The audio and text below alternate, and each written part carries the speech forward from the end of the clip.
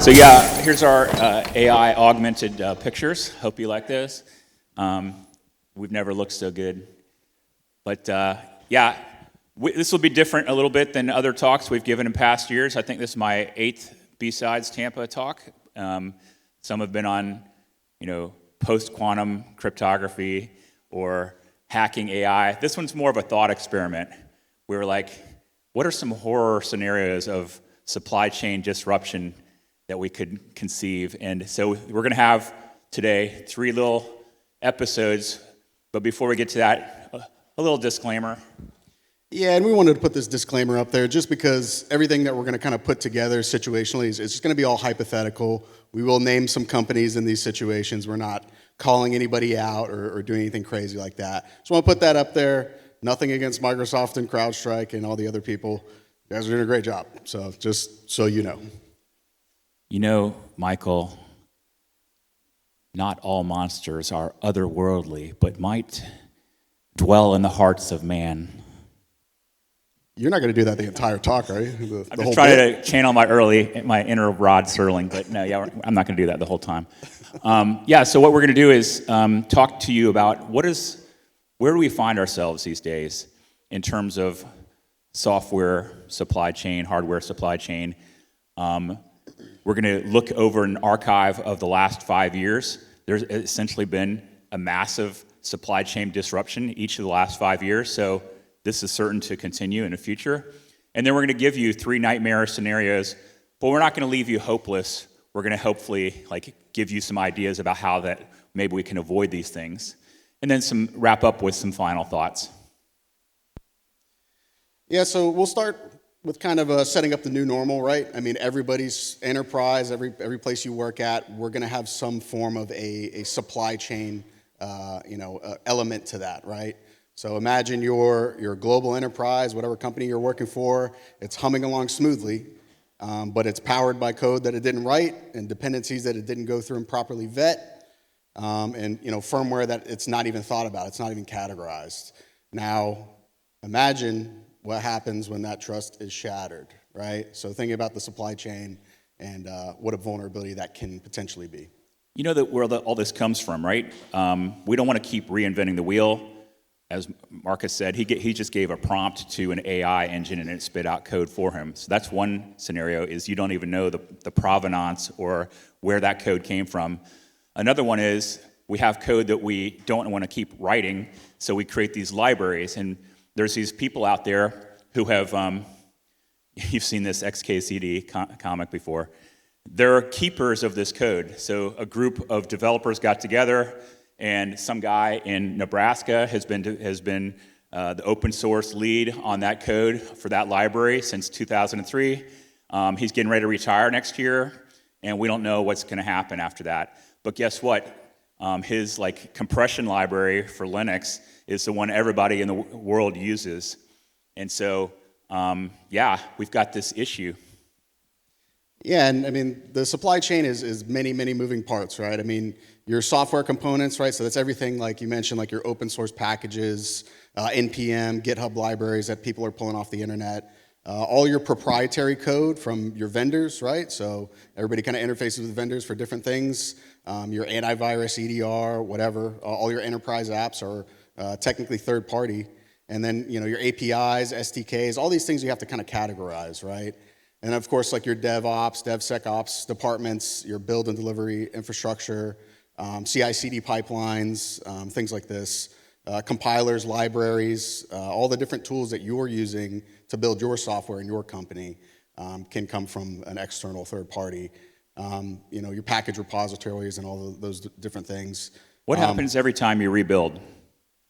Something, what? Right, and what happens always? It breaks. Why does it break? Dependencies. You aren't using some legacy library. It's no longer compatible with the new one, so you got to put in a patch. And then that patch has to work, and then it has to be regression tested, right? So every single time you're even putting out a build, you're at risk for a disruption. But what if we could come up with some scenarios at the global scale? Yeah, so each of these elements, we're talking about the supply chain, it introduces a inherited trust, right? You're going to rely on them, your entire company, your production is all going to rely on them being secure, even though you weren't involved with building that software or whatever vendor materials directly, right? And you also don't control them, right, from a security standard, right? So any breach in any part of that supply chain is going to have cascading effects, right? Your development environments, production systems, and not only your organization if there's a compromise, but like let's say all of your downstream customers as well, which we've seen that in the news recently. And AI only exacerbates the problem because like right now, something like 30% of all code is automatically generated and nobody even is even laying eyes on it. Back in the day, we used to have something called extreme programming or pairs programming where like there would be two people really at a keyboard side by side, one writing and one like peer reviewing.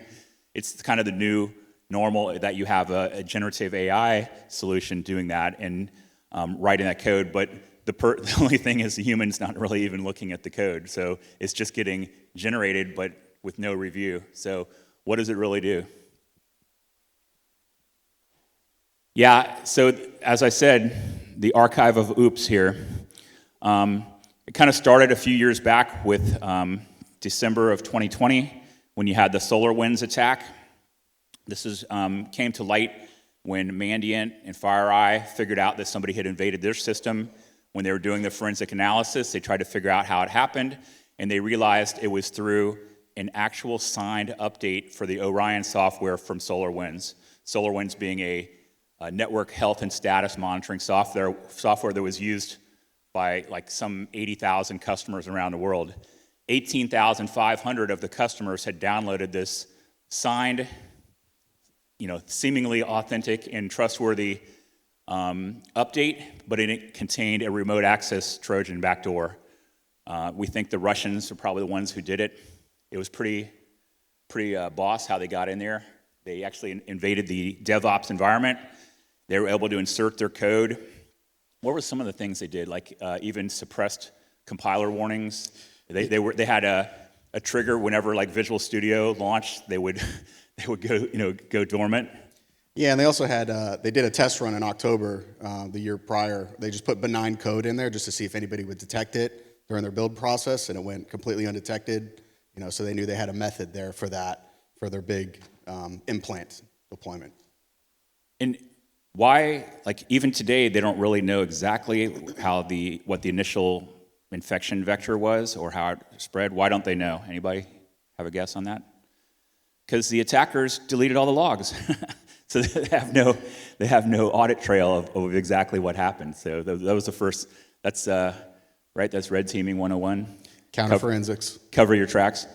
In 2021, Kaseya, I think was it Revil, our evil? I think it's our evil. Yeah, took over their remote access software, which is used by MSPs, managed service providers, to manage the IT of other companies. So you can imagine the widespread attack here where your trusted service provider is now compromised and then they're using its tools to get into all of its customers.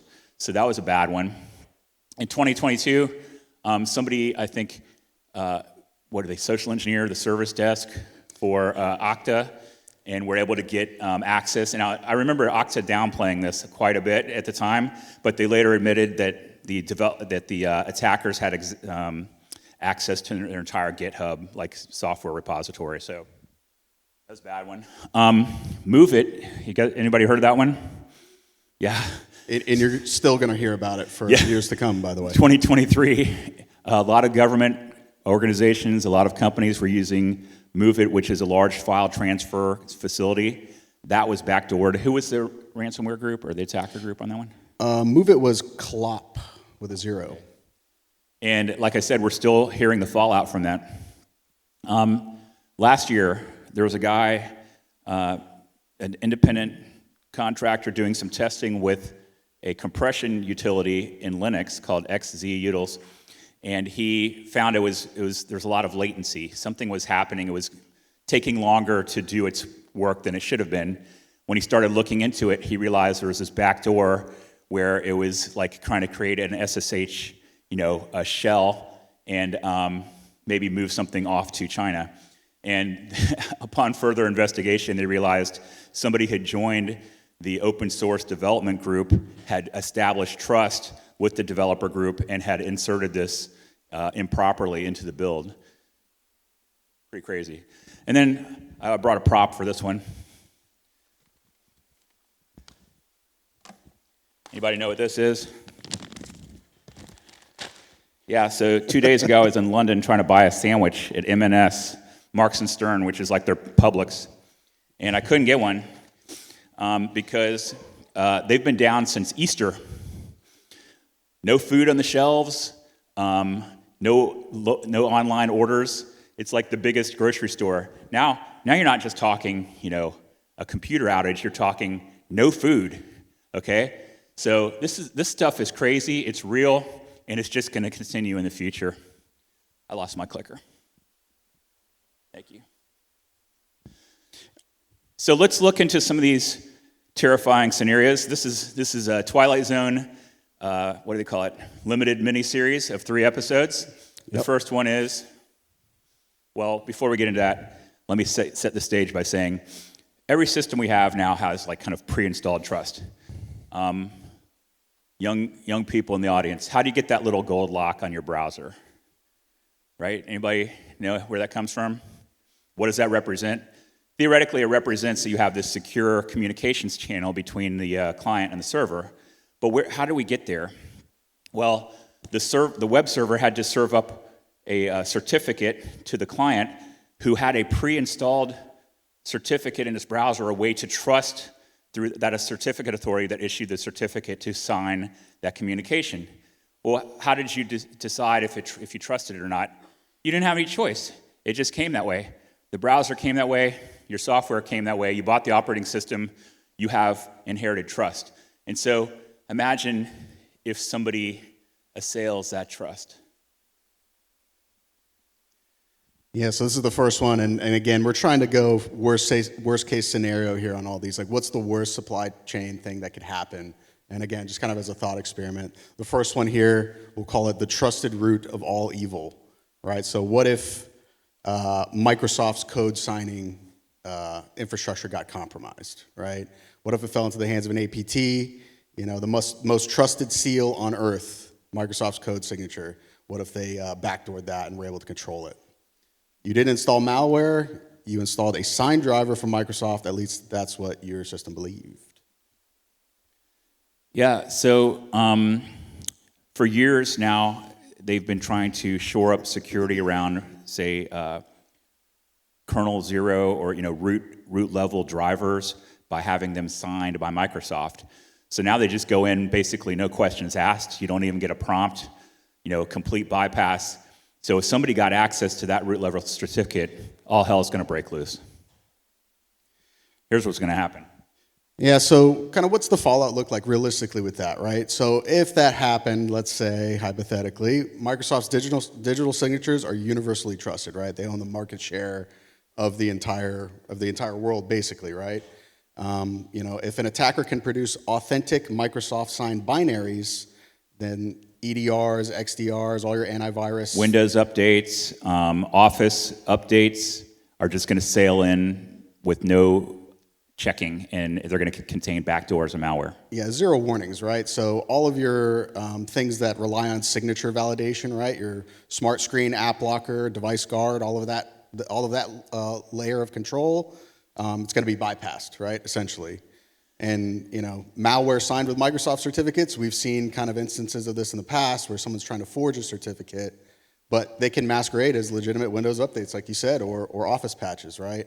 And again, the reason why this one is really bad because of how widespread Microsoft is as far as like the market share, right? It's a de facto Office solution application for the whole world, right?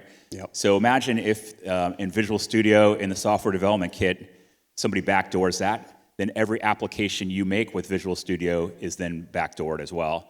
It's, I think, was it Ken Thompson? There was a Thompson issue that he brought up in a ACM talk from 1980 where he said, if somebody actually inserted code or a bug into a compiler, then every single application that was ever compiled off that code could be backdoored, and you wouldn't be able to know it because you didn't have, you don't have access to the compiler code, and this is the same situation, a Thompson issue. So this is going to affect us not only at the enterprise level, but at the national security level and even the global level, right? Yeah, and again, looking at some of the real-world examples that we did here, like what would actually happen there from some of the primary things as far as impact, right? So enterprise, every enterprise, all their defenses are kind of out the window, right? Like you mentioned, all those payloads would just get past EDR, no problem. Incident response teams would just be, 24/7, right?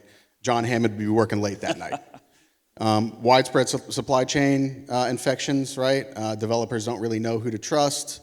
All of the signed malware is just getting redistributed because it's coming from a trusted source. From a national security perspective, and again, realistically, if you wanted to try to look at this in a threat modeling perspective, it's like somebody would do this to get into the government or national security targets, right? Government systems using those Microsoft signed drivers that are compromised, they're going to be breached silently, right? And that's what they're trying to aim to do is persist in the networks undetected. Does anybody remember Code Red, NIMDA, SadMind, Conficker? What are those? Worms. Okay, how does a worm work? A worm finds a common vulnerability across all systems and then uses that to exploit and propagate, right? So now they have root trust. Guess how widespread and how worldwide that worm is going to be? It's nightmarish, right? Yeah. As soon as you get to like a wormable situation, think like Stuxnet or WannaCry, anything with that's going to be a just shut everything down sort of situation. And trust in Microsoft is going to erode too. And we've got some other examples we'll go over here later in the talk, but we've seen vendors trust just be completely kind of washed out because they made a mistake, whether it's security related or not, and they've caused a lot of people a lot of issues, right? There's always that catch-22. Like Microsoft will sell you everything you want in your license, right? They'll be your SIM, your EDR, your identity and access management, everything. But then you're also putting all your eggs in that single basket. So you can imagine the fallout from this is, a revocation storm, a tsunami, I guess. Yeah. A revocation tsunami of certificates, right? Every single certificate's going to have to be revoked. They're going to have to regenerate those certificate authorities. All the intermediate ones that are based on trust up to the root are going to have to be completely rebuilt. As you mentioned, massive incident response, probably years worth. Yep. And then downtime, what does that mean? Well, Splunk just put out a report that says even like a slight disruption in service level agreements, SLAs, or customer experience is downtime. And a single downtime event can make your stock go down by like 4%. By the way, the M&S food store in London, their stock went down by $1 billion. Only $1 billion? Yeah. And they also had a $100 million insurance claim so far on the thing. So across global enterprises, they're saying the annual cost of downtime is over $400 billion already. And imagine what it would be with this. Yeah. People start listening when you start talking about billions of dollars, as the outcome of some of these things. But when we were trying to develop this talk, I was kind of talking to different people about like these scenarios. I'm like, yeah, that would absolutely never happen. Well, right. We've got too many safeguards in place. There's no way. There's really no way that could, logistically happen. Well, we've seen kind of good examples of this throughout history, right? I don't think we've seen the big one yet. Stuxnet, they've used stolen certificates for their stuff. Not Microsoft's, but Realtek's and JMicron's. The ShadowPad and CCleaner one, there was an incident with them where they had legitimate certificates used to sign malware. Remember where CCleaner was completely off the table for usage for a while. The SolarWinds incident is always going to come up when we're talking about supply chains, right? They used backdoors to get in undetected. And Microsoft, again, they had signing keys stolen very recently. The Chinese, took their Azure signing keys, which were intermediate level, but still, it showed kind of maybe a proof of concept of what could be. So this stuff is real. Don't think it's not real. It could happen. The good news is we're not just going to leave you there to languish. Like, we've got some ideas. You've seen what could be. What can we now do to prevent it? Obviously, software bill of materials. Is anybody familiar with that term? Anybody building software? You're understanding the software supply chain. Who's depending on what? Where the library is coming from? What versions are they? Making sure you're not using vulnerable libraries, that you're not using out-of-date libraries. Making sure that you have kind of whenever we do any kind of assessment on any system, what's the first thing you need to do is understand what the system is, right? Understanding all the hardware and software of that system. Imagine in the past, the not too distant past, that nobody even knew what was in their software, right? They didn't have an SBOM. And so having your arms around of what's in your actual build is super important to be able to protect it. What's the other one? Isolation, right? Part of zero trust is segmenting off your important things from each other. You guys have heard of zero trust architecture, right? So identity and access management everywhere, continuous monitoring everywhere, and isolating your important stuff. So even if somebody can get into one thing, they can't get into the other. You've pen tested a lot of systems. How many systems is dev and prod the same system? They're almost integrated everywhere, and they're always overprivileged because, dev guys, they need admin. It makes it easier. Yeah, so you pivot in through the dev environment, and you have a one-way path over the prod systems. Third-party vendor risk management is another thing. Are you making sure that your suppliers are doing everything they're supposed to be doing, just like you're doing it? You're holding yourself up to a standard. How can you hold their feet to the fire, too, to make sure that they have lower risk? So there's methods you can do to get surveys from them, questionnaires, do risk analysis, do external, scans. It would be great if you could actually put some kind of agent on their environment to be able to monitor what's going on. That would be a deep level of trust. I don't know if they're going to allow that, but that would be the ideal, right? And of course, frequent threat modeling. Has anybody heard of STRIDE? The STRIDE model? Go look up Adam Shostak and STRIDE. It's a threat modeling approach.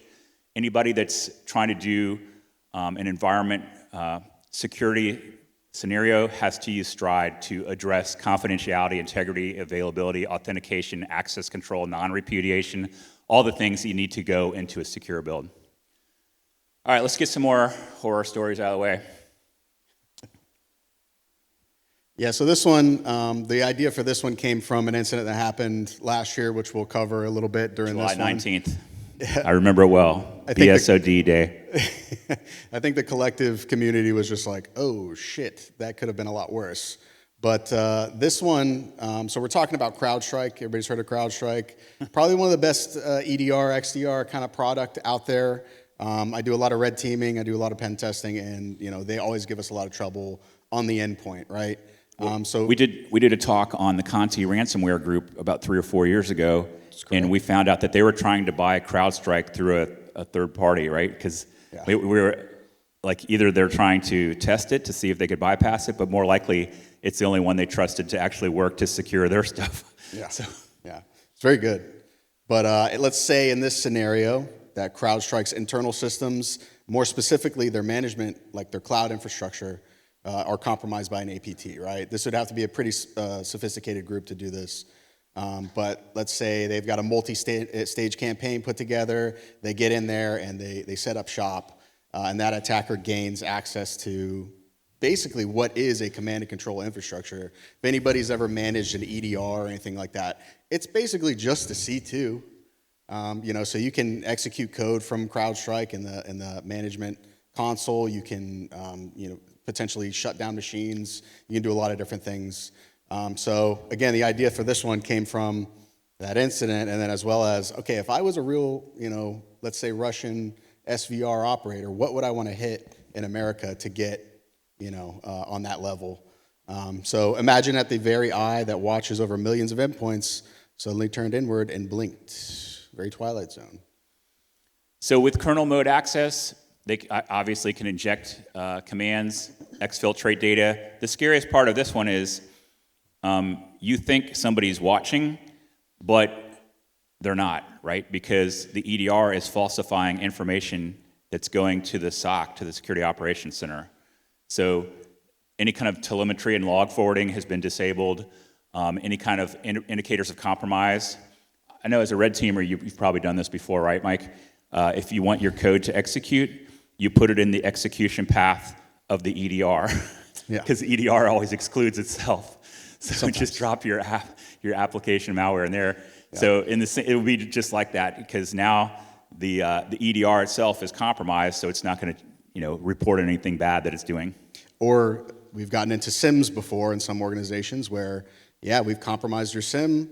All of this initial access box that we're working off of, we're just going to go ahead and mute those alerts for a little while so your team won't see them. It does remind me of a story of a prominent hospital system that we red teamed where they were using a secrets vault, right? A privileged access management vault, but they didn't have multi-factor authentication on that PAM. Yep. And so you were able to crack the password and then get into their secrets vault. And then they were literally sitting inside of the SIM watching everything that the SIM watchers were supposed to be watching them do. But run that command and then go check the SIM, make sure it didn't alert. so that's what can happen. Same situation. Definitely. All right, so with bad Falcon, dirty Falcon, again, massive global incident response effort, potentially maintaining access for years undetected, and unless somebody like a mandator or whatever figures this out quickly and eradicates it, there's going to be like global, legal, and geopolitical ramifications, right? It's going to be cyber war. 100%. And the one thing that we do see, especially with that incident that happened last year with them, not security related, it was patch related, but they kind of lost a little bit of trust in the market share. Self-imposed DDoS. Yeah, and you saw the news that came out with that. I got on the plane to come here a couple days ago, and I saw one of the Delta computers, and it had the little Sentinel-1 icon on the bottom, so they switched off of CrowdStrike after that. So Delta has a $500 million lawsuit pending against CrowdStrike, I believe. Only that much? Yeah, could this happen? For sure, yeah, like we were saying. It did happen in a way, like it wasn't an attack per se, but a lot of people at that time were asking, hey, does CrowdStrike really need Ring 0 access? And because of that level of access, you could insert a kernel mode rootkit, which would be undetectable forever, because the operating system, it could just forge results going back to the OS and like say it didn't exist, or that this, if the operating system were expecting this file to be a certain size, it would just forge the results back saying it is that size, even though it had a Trojan in it. We've seen it before, right? All the time. And Kaspersky, you actually told me this yesterday. You want to talk about shadow brokers and Kaspersky? You didn't believe me on that one? I did not. I had to look it up. Here's how I understand the whole shadow brokers thing having shaken out, is that there was an NSA contractor who took some of their proprietary pen testing tools home, had them on his or her laptop, and they were running Kaspersky antivirus or EDR, and that thing popped an Eternal Blue alert for the CVE, for Eternal Blue, that went back to the mothership, and somehow the Russian intelligence agency, FSB, got involved and was able to come in and rip all those files, Right, and now Kaspersky obviously, vehemently denies this, but the fallout is they can't do business with the U.S. government anymore, ever. And so, this stuff can happen, loss of trust. Yeah, and again, SolarWinds is always going to come up in these scenarios, right? I mean, a network monitoring solution like SolarWinds is going to give you all types of access to everything. And then CodeCov and CircleCI, that was an interesting one. Those are continuous integration, continuous deployment solutions? Right, yeah, somebody basically compromised their Docker build infrastructure and was able to backdoor everything and get access to all of their systems. So good news is we have some ideas, all right? So obviously building in automated security testing is important. I'm telling you, when I was teaching at USF for about 22 years, I could count on like one finger the number of software security, like software testing classes they had. Now, I think they do have some as part of their regular curriculum now, but teaching, like, first of all, just teaching developers OWASP top 10 and baking that stuff into your code is super important. But then also, doing this automated testing every time you're checking in a build. There's got to be that peer review, both from human eyes and AI eyes on glass. Dependency audits, we were already talking about. That's part of the whole SBOM thing. Reproducible builds. The idea there is if you have two what you consider to be identical builds and they compile, they should be the identical binary. Correct. But with the SolarWinds case, you're saying the attacker was putting in benign code just to test it and see if they could get past the filters, which they were able to. Yeah, that's a big kind of setback from them on that, is they actually tried to test it and they put in benign code to see if anybody would see it, and this was directly after like the compilation process before they pushed it. So So not only static code analysis, but also dynamic and behavioral code analysis, fuzz testing, extremities testing, making sure that it's performing as inspected. And then, of course, threat intelligence sharing. This is a hard one because, obviously Microsoft and CrowdStrike and SentinelOne are not buddies, but as frenemies, they should be able to share threat intelligence information in a secure form so they can try to help their customers overall. Speeding up here a little bit, I think. How are we doing on time there, Chanze? All right. Scenario number 3, hit it. So this one came from the idea, which I think is brilliant. Did anybody hear about the beepers from the Mossad that they sent to the Hamas guys? They put explosives and beepers at manufacturing, allegedly. And they were able to kind of trigger those remotely and blow stuff up. Thinking about that from like a hardware perspective, what happens if a breach occurs like at the manufacturing stage? And we've seen a couple instances of this in the real world. But let's say an APT infiltrates the firmware supply chain of a major hardware vendor, and then the motherboard manufacturer, server suppliers, and OEM firmware gets compromised, right? The silicon sleeper. Anyone hear of Spectre and Meltdown? Those were chip-level vulnerabilities that were discovered a few years ago where people figured out, so to speed up everything on a chip, you prefetch instructions, and you have those cached. But if somebody could glitch the circuit or clear the cache, getting their instructions rewritten, they could infer what the instruction was by this timing of it. So it's a side channel attack, putting a probe on a circuit and then watching how the circuit behaves. Well, silicon was thought to be the last bastion of secrets, right? I can hide our keys deep in that silicon. Well, now, not so much, because people have this side channel attack and can read what's going on. That's just a glimpse. That was a feature, from Intel and AMD, but you can imagine if somebody was a malicious actor and were able to insert themselves into the build process, what they could do. Yeah, and this is kind of going through this research. This is probably the worst type of thing that can happen from a detection standpoint, and then from a long-term capability for a threat actor, right? So they're going to be able to scrape encryption keys and passwords at boot. They're going to be able to inject malware into memory before the kernel even loads. They're going to be able to manipulate your entire trusted platform modules, at that level, or at secure boot to fake system integrity. So this one's going to be pretty bad if this actually happens at scale.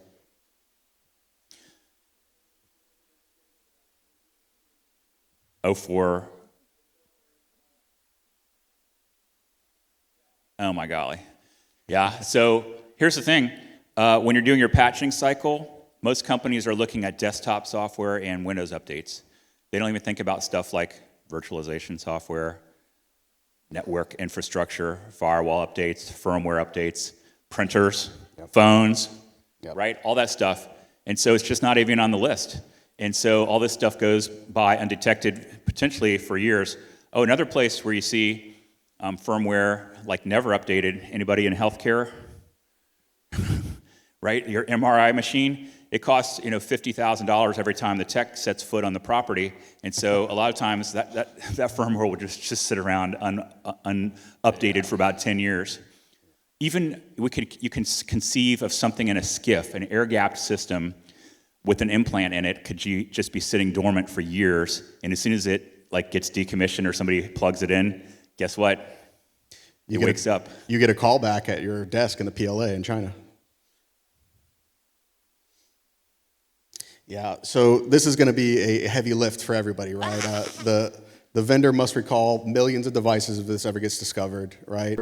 Most important stuff, right? Data center, hospitals, SCADA systems, all of that stuff has to scramble to get this done, right? Supply chains are going to completely halt, right?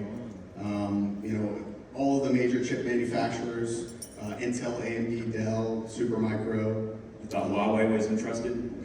Huawei, Lenovo, all that stuff is all broken. All the trust is all broken. And basically, it's going to get into kind of like probably a cyber Cold War scenario where we're going to try to do attribution. We're going to point to your regular players, China, Russia, North Korea. Another good reason to bring production back to the States. Yeah, we're not just making this stuff up. This is real. So a couple of years ago, let's say about 8 years ago, I was at a conference and happened to have dinner with the guy who was CISO of RSA at the time. And after a couple of bottles of wine, he loosened up to tell a few stories. And I got the 411 on this. They're actually Chinese threat conference and happened to have dinner with the guy who was CISO of RSA at the time. And after a couple of bottles of wine, he loosened up to tell a few stories. And I got the 411 on this. They're actually Chinese threat actors in their foundry in China trying to implant backdoors in their secure RSID tokens. Okay, in addition to all the other stuff that they were going through. What else? Yeah, this one here, the NSA ANT, so this kind of came out of the shadow brokers thing. They called it deity bounce. So basically you can do software application persistence on Dell PowerEdge servers by exploiting the motherboard BIOS, system management mode. So again, kind of that same sort of stealthy scenario that they were using for persistence. And again, a disclaimer here, because the Supermicro one was never proven out, but it certainly did wake everybody up to the fact that these hardware supply chain issues could be an issue. Yeah, the LoJax one, it was also a rootkit that's out there in the wild that could be loaded with UEFI firmware, which then can touch disk, right? So it has the ability to write to system disk and do all your normal tampering with the operating system. The good news is we have a few ways to try to guard against this. So Intel created BootGuard, but just like with all systems that are doing security, you have the closed source versus open source argument. This is a proprietary solution. We don't really know how it works, and so we don't know if it could be easily bypassed. I'm sure Intel has decent peer review internal, but it would be nice, if we all knew how it worked, and then we could still say it was secure. And in fact, what if those private keys were leaked? Oh gosh, I guess they have been. Yeah. There's been private keys already out there for about 40 different types of hardware that depend on Intel BootGuard, and so those are in the wild. So those will have to, all those keys have to be regenerated. Yeah.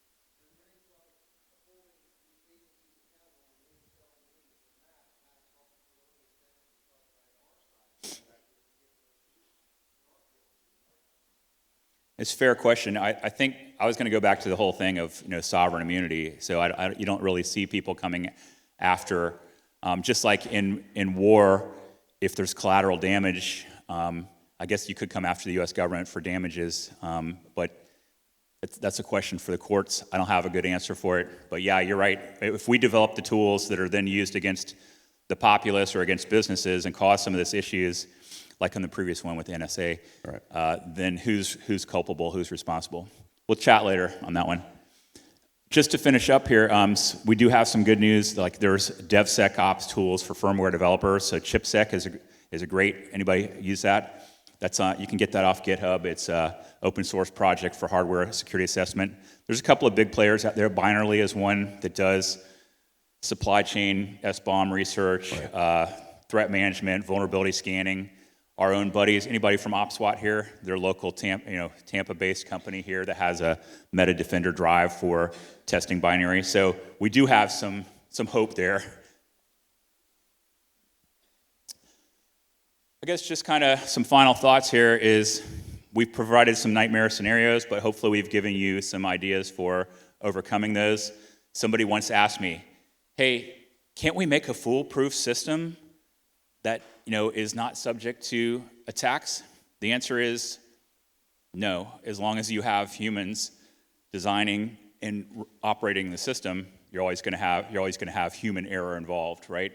If you want to have a completely closed system and cut off all communications in and out, and nobody can even pick up the phone or answer an email, but as long as you have those things, you're going to have those vulnerabilities. And as long as you have this inherent trust in the system, you're always going to have those weak links, like in the XKCD cartoon. But I was just thinking,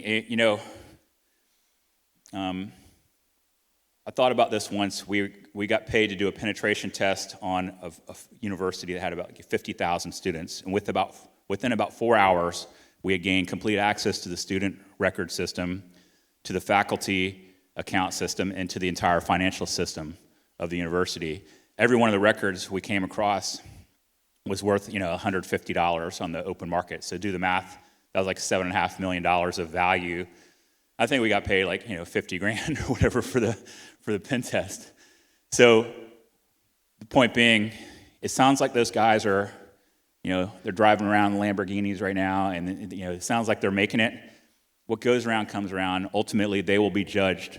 But we, as the white hatters, as the the moral high ground, we're helping society become more secure and be a safer place. And so in this twilight zone of horror scenarios, we're stepping up as the heroes, and I'm challenging all of you here as well who are in a role to make a difference in this world, that we have that moral obligation and we have that charge. So I salute you for being part of that, being part of the good guys, right? So at this point, we'll be happy to open it to any questions. We got a couple of minutes. Yes, sir.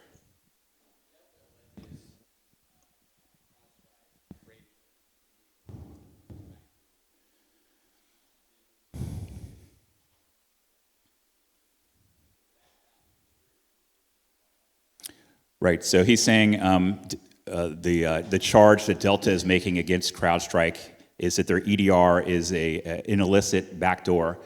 Yeah, we've seen this argument before. Do you remember when Sony had a digital rights management on their CDs? So like if you ever loaded a CD, they implanted a little rootkit that stayed persistent.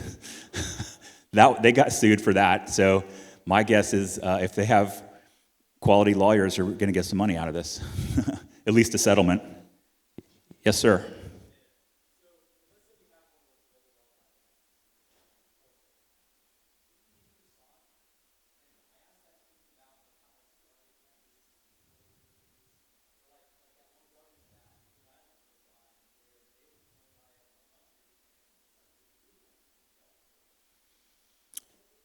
So, Yeah, the question is whether or not we should respond. Do you mean if it was hack back? Right.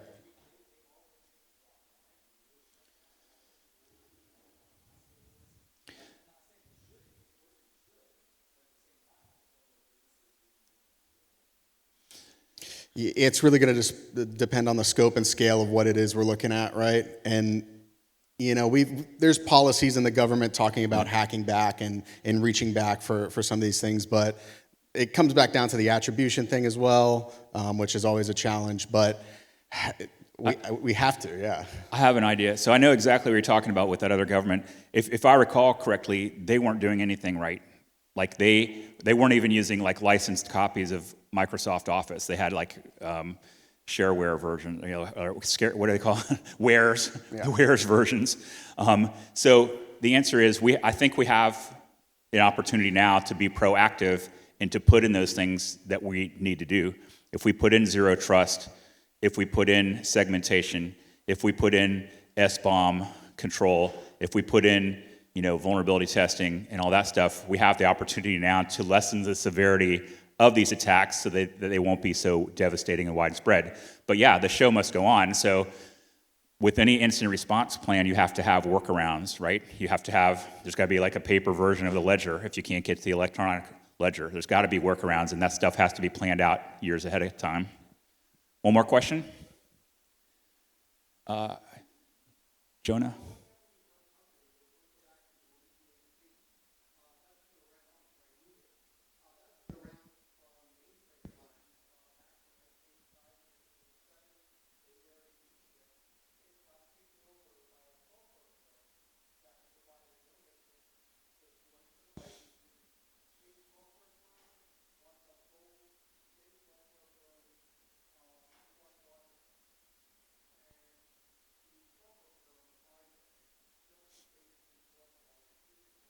Yep. Yeah, so I've seen this before. We were working with a smart home, connected home software developer, and they'd built a couple of tools themselves, but all the rest of them they had purchased through mergers and acquisitions, and there was no uniform method of security. So I think it's incumbent on whether it's a private equity group rolling up software companies into one big entity, or if it's a global software developer, you've got to impose a unified security stack across your entire development environment. If there's things that are lacking in the things that you've acquired, you need to bring those all up to the same level and standard. Does that always happen? No, you're absolutely right. It's usually just a money play, right? It's who is it? Tomo Bravo. I mean, I'm not disparaging them at all, but they'll come in and take an old brand like that, and they'll cut off the bottom 20% of the staff and try to make the thing profitable again, and then sell it off. And what's happening to the security at that point, right? It is definitely a concern. Many such cases.